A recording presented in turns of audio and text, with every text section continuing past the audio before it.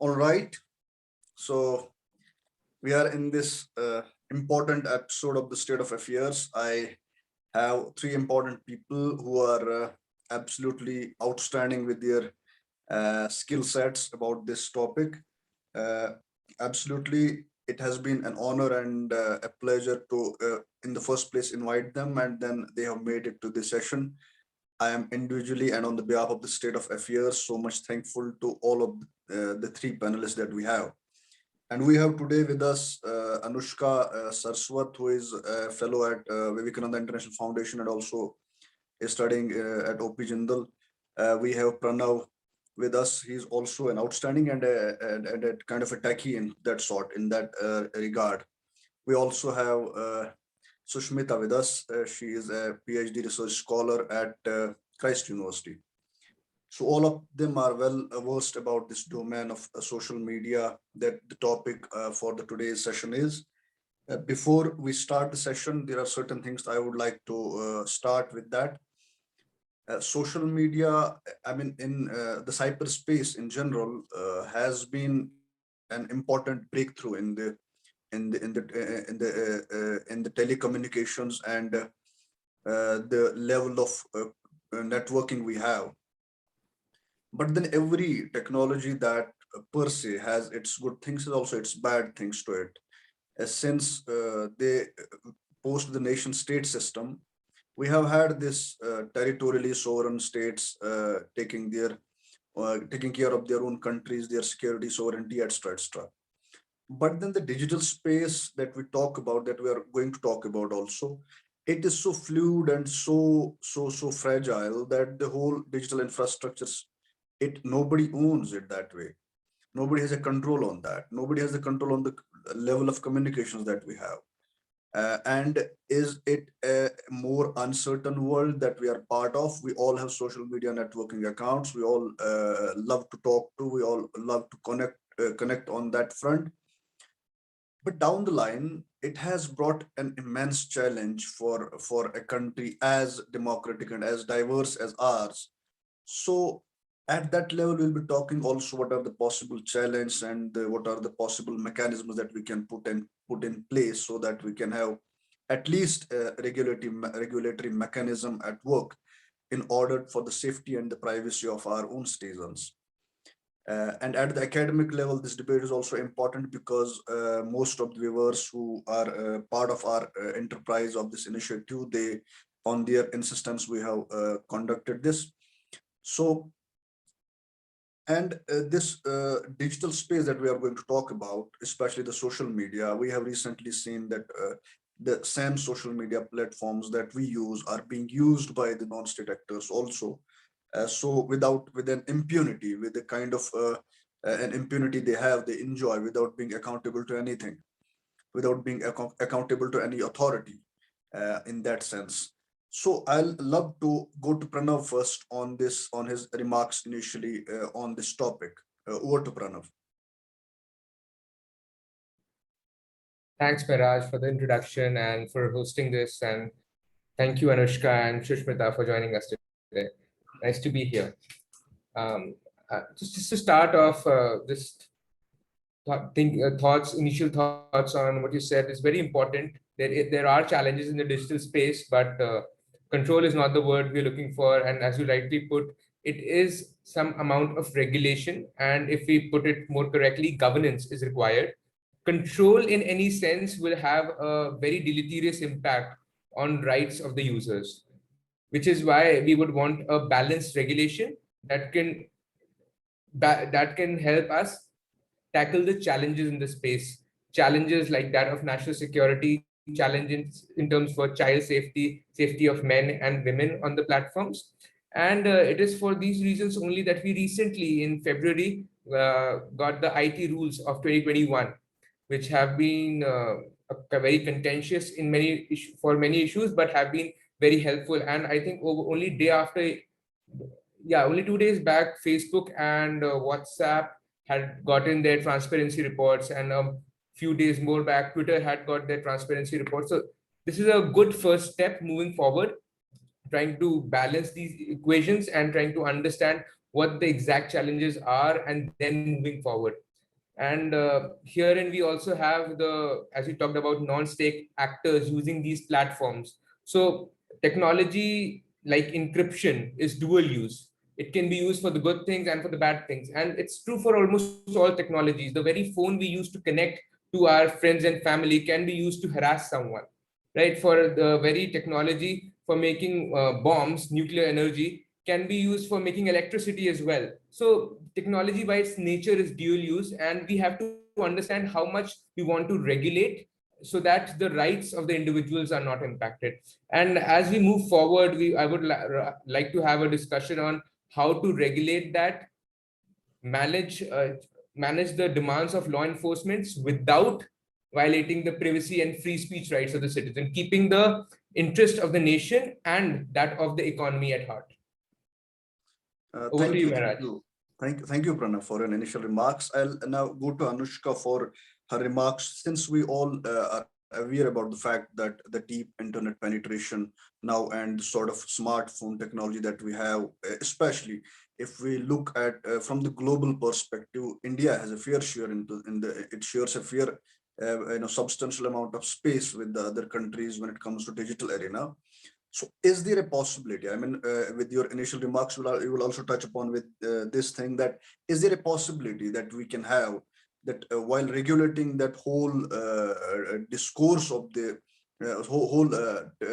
challenge posed by this insecurity and the fragile infrastructure, should India start with this thing that to have a consensus amongst the big large countries who own most of the technologies and own most of the companies of social media and networking, should India go with that consensus or initiate at least a dialogue on that level so that we can have a regulatory mechanism globally agreed upon? Over to Anushka. Thank you so much, Mehraj, for hosting this important session and for inviting me with such wonderful panelists. In your opening remarks, you mentioned a word non-state actor. So if I go by the theory of cyberspace and how the social media itself is an actor in that, you will see that cyberspace inherently is basically anarchy, just like an anarchy between great powers in the international relations, which is like the basics of realism. So if you look at the cyberspace, it is basically anarchy. Everyone is there. There is very few barrier to you entering that domain. And then when it comes to social media, when we talk about social media, we look at it as a platform, or maybe as a tech giant, or maybe as a company. But I look at social media as a non-state actor itself. But the thing is that if you look at the social media and if you look at the very popular name in the context of social media, which is Twitter, Facebook, Instagram, and even LinkedIn, you see that the size of these tech giants, the size of these social networking sites is so huge that they could be compared to something like a non-governmental organization, a civil society, or even a terrorist organization. Because in the theory of international relations, anything that has an influence on the global level, anything with which the state has a separate set of diplomacy, could be categorized as a non-state actor. Now, when we go into the cyberspace and when we talk about social media, first you have to understand that social media primarily is basically a communication platform. The only difference between social media and the traditional media is that when it comes to traditional media like newspapers or maybe the televisions, we watch it, but we are not able to react to it in the real time. But when it comes to social media, if anything is there, if any information or any content is put on social media, we are able to react to it on real time basis. And this is the basic profit model of social media. They tap your behavior, and this is how national security and the capitalist motivations come on the crossroads. And we as consumers, stand at a point where we have to, basically decide that how you're going to navigate through your maybe online business, your national security, even your personal security. So on a global level, you have to understand that the social media platforms that are really dominant on the global level, all of them come from the United States of America, and their competitor are like many social media platforms that come from China, like TikTok. But if you go into how the social media is being used, the usage of social media can be categorized as either building a social media networking site or using the social media platform. So there is a kind of clash between China and Russia on one hand, and the United States on the other hand. When it comes to how you use the social media, generally the Western countries talk about freedom of speech. We talk about, that there should be privacy, there should be your freedom to talk about anything. They want to basically empower people by giving them the platform to voice their opinion. But when it comes to an authoritarian model of social media that comes from Russia and China, you'll see that they talk about a platform that is filled with censorship. And it is very different from how the Western countries see that. Now, I, as a person who is sitting in India, I cannot really choose a model that is typically Western. Neither can I go with a model which is typically Chinese or maybe Russian, because you have to balance things. You have to regulate, and still you have to protect the rights of the people to express themselves. Now, actually, the word that we are looking for is engagement and not even regulation. Because when you engage, when you use the social media to serve the interests of your country and your citizens, then I think this is the right way to go about with social media. And maybe further in the panel, we can discuss about how India is, a part of global programs, or even the, non-governmental initiatives that sort of try to tackle this problem of social media. And for now, these are my opening remarks. Thank you. Thank you, Anushka, for such a wonderful for your wonderful initial remarks. I'll now rush to Sushmita for your initial remarks on this thing, since you have been tracking the political impact of this social media networking in the elections at the local level, or what are your thoughts on this whole topic, that social media and its impact on the, you have seen the divided political opinions on the social media. Okay, it's fine if somebody disagrees with somebody, that's okay, but then polarizing the whole situation and then carving out the space for something that goes against the security of the country, that goes against the security of the state. You have been closely tracking that thing in your research projects. So can I have you initially on this, Thank you, Sushmita? Mehraj. Thank you, Mehraj, for inviting me to talk on this topic, and I welcome my panelists also. I really agree and appreciate your thought points on how social media is used in the wider narrative of national security. With respect to how social media is used in the political field, the key word that Mehraj used was polarization. So you have to see that the various non-state actors, and over here I'm not only talking about the political parties, I'm talking about any non-state actors, individual agencies who have a wider vested interest, all of them, whether knowingly or unknowingly, not going into that debate, but they always try to put forward their own propaganda to the people in order to appeal to the wider sentiments, to justify their cause. That is what any individual, even at the basic unit, we want. Everyone wants some sort of validation for their purpose, for their cause. That is, if that logic is applied to the wider agencies, that logic is also accepted. With regard to how the non-state actors are using social media, I agree with what Anushka said, that social media basically real is a platform of anarchy. There is no laws which as such govern social media which is universally accepted. Every nation state has their own purported laws, own sense of justice on how the information needs to be regulated. But one thing stands, which is irrefutable, is that no sentiments of people should be harmed. So over here, when we are talking about how these various non-state actors are using the field of social media, we see that when they try to forward their particular propaganda, their agenda, they always try to radicalize the thought process of people.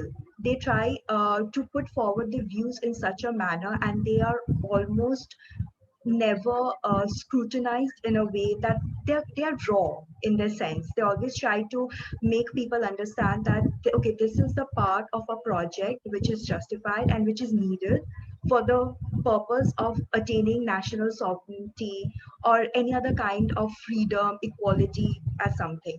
And since all of these various terms have their own idea, have their own meaning, since they depend on our justification, our perspective, people usually get impressed. I would say they have an impressionable mind. They get appealed to that sentiment and their opinions get swayed. With this respect, I would say I would talk about the Mueller report, which was uh, conducted by the United States of America. In 2016, it was seen that during the presidential elections, there were many users who had created fake accounts in various social media platforms, and they tried, and these users, the first originally, they tried to create some non-political contents, and they tried to uh, appeal to the youth population. They tried to garner their support. And once they had enough subscribers to their views, they switched over to the political contents. You can see how they started knowingly, they started a project knowingly, they had a very basic objective in mind, and how the end result, according to the Mueller report, was that people actively participated in utilizing I would say like they actively participated in influencing the United States presidential elections. So all of this, I'm not talking about only the United States, there are various other nations across the world. All of these nation states do utilize social media platforms such as Twitter, Facebook, primarily Facebook and Twitter, where they try to appeal to the youth population to justify their cause. I would not talk about any of the elections in India. That is I would not go into all of that. It's there's too much debate on that. But all I would say that before all of the users, I would say before you are subscribing to a particular viewpoint, just try to have your own. Just try to make your own judgmental call whether something that you are reading of what you are seeing in a content in a video form is if it can harm the sentiments of someone else. So that was me. Thank, thank you, Sushmita, for such a wonderful analysis of this whole sort of the idea of how political polarization can actually go wrong way. See, we as students of international politics aren't that much into this until and unless has its global implications. I mean, since digital space is not controlled by any country, it's not controlled by any particular country, so that we can have at least some sort of rule-based system on that, or rule-based agreements on that, or a consensus at least. Anushka rightly mentioned that at least we need an engagement. Forget about the regulation, because that's not within our domain. Reason being that the whole nature and the existence of the social media and the whole cyberspace isn't within control of any particular nation state. So largely, if somebody disagrees politically, see, we are by nature we may differ politically, we may have different political opinions, we may have different social opinions, we may have a difference of thinking, difference of thought process. That's purely natural, and everybody is entitled to that. But then the issue of fake news, the issue of the same platforms being used by non-state actors so that to carve out a space for themselves without any accountability, without any responsibility, and putting a kind of a challenge for the security agencies, for the security grid of any nation state, that it becomes difficult for them to track down with an immediate, it's not at the flick of a switch. It becomes difficult for any nation state to counter that thing. Except, since Anushka rightly mentioned that we have a Western model of this, we have a Russian and Chinese model of that. India is a democratic country. Obviously, the contradictory opinions also have their space and have their right to exist. But then the issue of fake news, we have seen that we have been this or that way victim of this, sort of online spams, online frauds, online extortion, online blackmailing, blah blah blah. So, Pranav, will you take it forward from this point that since we live in a democracy, the view of the opposite people, view of the opposite individuals is equally important, unless and until it turns out into a kind of religious polarization or sort of social polarization, and results into a challenge for the state to tackle. Pranav. Yeah, thank you, Mehra. That's a very important question. And I think there's need to divide it into two parts. One is all of these challenges in social media platforms which are public in nature. For example, Facebook, Twitter, LinkedIn, all of those. And then which are message based, which we call as social media platforms providing messaging services like WhatsApp, Telegram, Signal, right?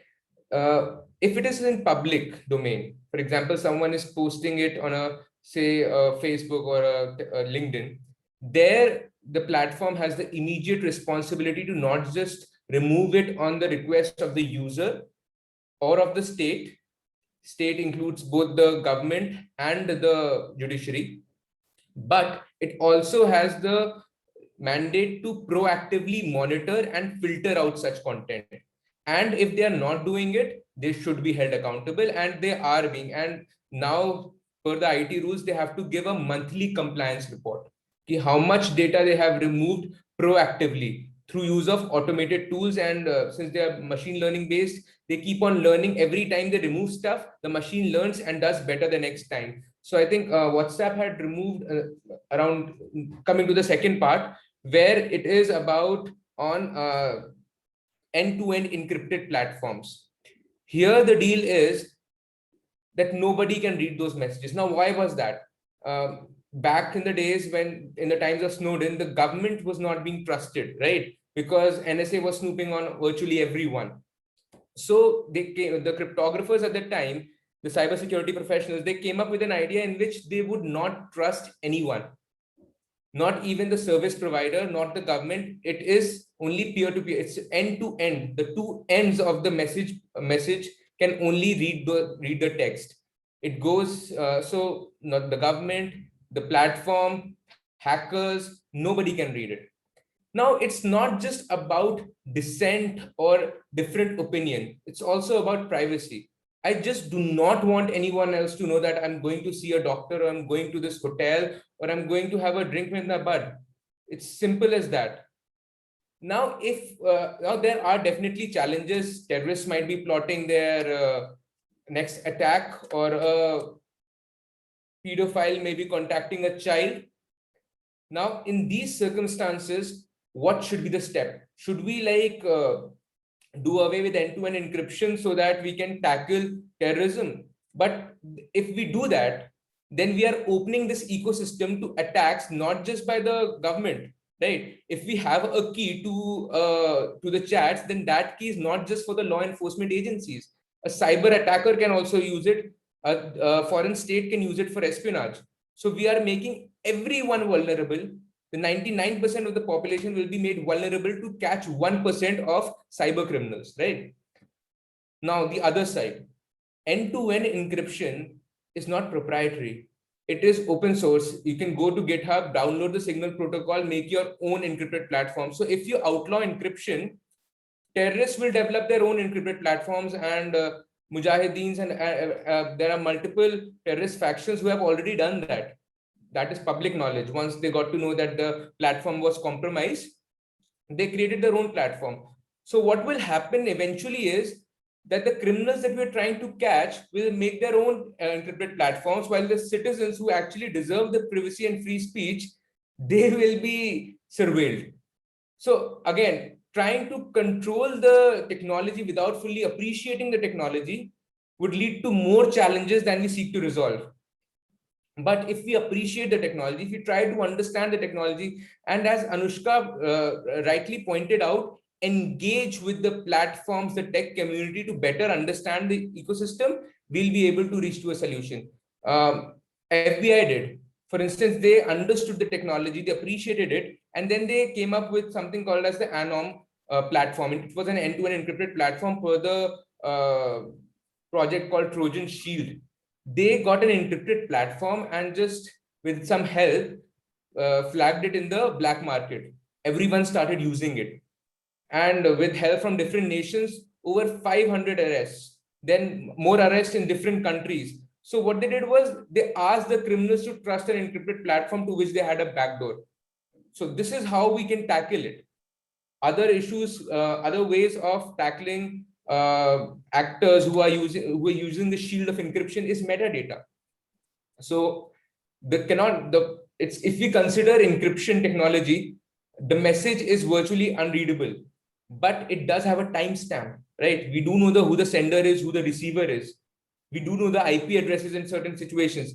All of this metadata, if collated together and interpreted correctly, can lead to finding the criminals. And there is a report by the Europol, European police, where they have came up that it is majorly access to this metadata, and secondly, ability to understand and make sense out of this metadata, because that too is a lot of metadata. You have to track it through from day one, not just at the when you are in a mess. So again, we need to get the law enforcement agencies, the governments, the tech community, the cybersecurity experts, the civil society experts, talk the way out, understand the technology, and then move towards solution. For example, if there is a challenge in terms of solution, we need a special points of contact so that it is done quickly, because right now the MLAT process takes over a year till the time the case, if it's a sensitive case, things will go south very quickly. So what we need is a quicker mechanism. And again, we have the grievance redressal officer and the chief compliance officer now in India per the IT rules. Now, how will we make the next step? How will we get that done in terms of reciprocity, that every nation helps them? And this brings me to the second point, which both Anushka and Sushmita had talked about, that we do not have a law for this, but we do have some soft law, which is called the Manila Principles on Intermediary Liability and the Santa Clara Principles in Accountability and Transparency in Content Moderation. So we do have some soft law, and now it is incumbent on the civil society to work the things out and then take it to the government, and then the governments together can talk about what should the norm be, how should we regulate the cyberspace liberally, while also ensuring that the law enforcement agencies get the requisite data, which is not violating privacy and free speech. For instance, information sharing is another important way of moving forward, because if we don't have some kind of data, USA does, or the Five Eyes do. So such kinds of alliances are important and engagement important. And once we do that, we will not have to break the technology or weaken the technology just to get access. Weakening the technology is never a solution, because if you write one line of code, there's a challenge, you can resolve it. But if you bring one more vulnerability in there, it will lead to 10 more challenges: backdoors, escrows, upload filters. There are many ways that have been given to tackle these challenges, but all of them lead to 10 more challenges. So idea is more engagement. Thank you, Pranav, for such a wonderful analysis of this whole. Do we have an opportunity or a chance to do anything? I mean, the government must be doing something to sort of come up with a law or soft law, we can say, in order to regulate whatever is happening for the security of the state. Over to Anushka for